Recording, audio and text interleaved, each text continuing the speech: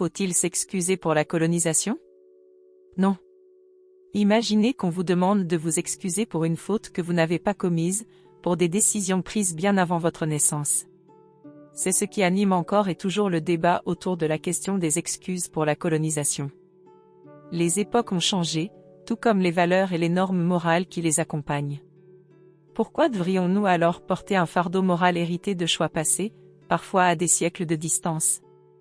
Tout d'abord, il est important de rappeler que la colonisation, bien qu'elle ait façonné le monde d'aujourd'hui, appartient à l'histoire. Ce sont les États, les administrations et les acteurs de l'époque qui en sont responsables.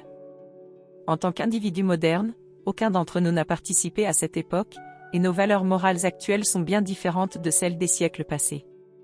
On pourrait comparer cette situation à celle de nombreuses autres périodes de l'histoire. Les citoyens d'aujourd'hui ne sont pas responsables des actions de leurs ancêtres, tout comme les nouvelles générations allemandes ne sont pas tenues pour responsables des actes de leurs prédécesseurs durant la Seconde Guerre mondiale. Ce principe d'individualité et de rupture générationnelle signifie que chacun est responsable de ses propres actes, non de ceux de ses ancêtres.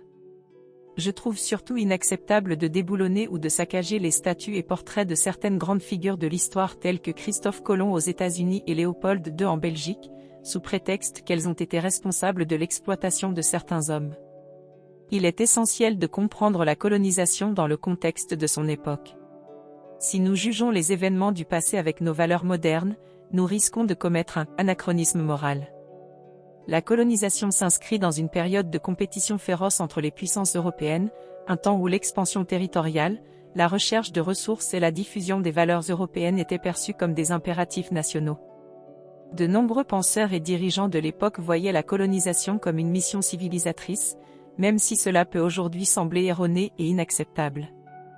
Même si la colonisation fut marquée par des actes indéniablement tragiques, il est aussi juste de reconnaître que des infrastructures, des systèmes éducatifs et de santé ont été introduits dans de nombreux territoires, participant à la modernisation de certaines régions du monde. Ces contributions sont souvent ignorées dans le débat actuel. Certains des pays colonisés ont d'ailleurs réutilisé et transformé ces structures héritées pour en faire des atouts économiques, et de nombreux échanges culturels et scientifiques ont aussi eu lieu. Aujourd'hui, nous héritons de cette complexité, et cela nous permet de comprendre l'importance du respect des différences culturelles et de la souveraineté des nations. Les générations modernes peuvent jouer un rôle positif en consolidant les relations internationales plutôt qu'en s'excusant pour des actions passées auxquelles elles n'ont pas contribué. Plutôt que de nous excuser sans cesse, il semble plus approprié de chercher à comprendre cet héritage pour en tirer des leçons. Nous ne devons en aucun cas renier notre passé et notre histoire, quoi qu'en disent certains.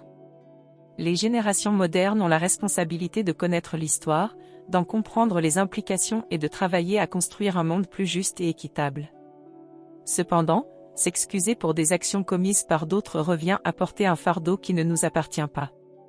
Prenons un exemple, au Japon, on enseigne la période coloniale pour en tirer des leçons de paix et de collaboration, sans pour autant en imposer une culpabilité personnelle aux nouvelles générations.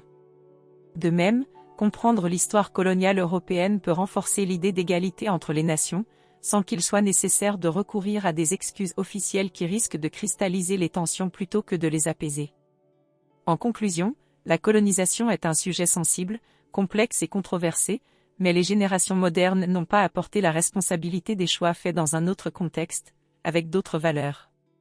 S'il est essentiel de se souvenir de cette histoire et d'en tirer des leçons, il semble tout aussi crucial de se concentrer sur l'avenir et de bâtir des relations basées sur le respect et la coopération.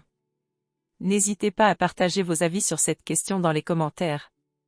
Merci aussi de vous abonner à cette chaîne. À très vite.